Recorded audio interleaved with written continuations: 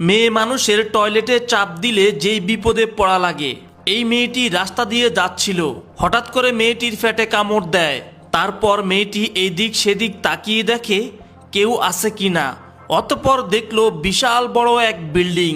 মেয়েটি কোনো চিন্তাধারা না করেই সেই বিল্ডিংয়ের ভিতরে ঢুকে পড়ল। অতঃপর মেয়েটির সাথে যা হলো তা দেখলে সত্যি আপনারা অবাক হবেন।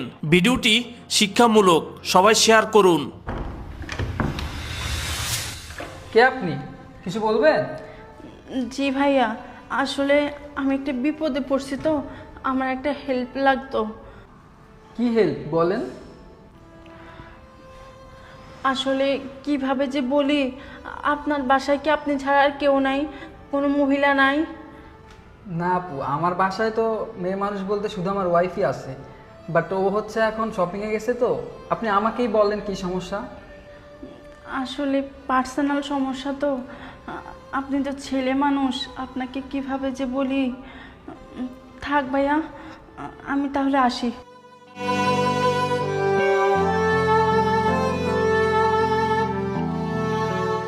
আসলে ভাইয়া, কথাটা তো না বলেও পারতেছি না। আমি না একটু ওয়াশরুমে যাইতাম। আমার যে অবস্থা, আমি না হাঁটতেও পারতেছি না। আশেপাশে কোনো বাসা নেই, তাই এই বাসায় আসলাম। আপনি যদি আপনার ওয়াশরুমটা একটু ইউজ করতে দিতেন। ও আচ্ছা, এই কথা। এটা তো আপনি আমাকে আগে বললেই পারতেন। আচ্ছা ঠিক আছে, সমস্যা নেই, আপনি আসেন। আচ্ছা।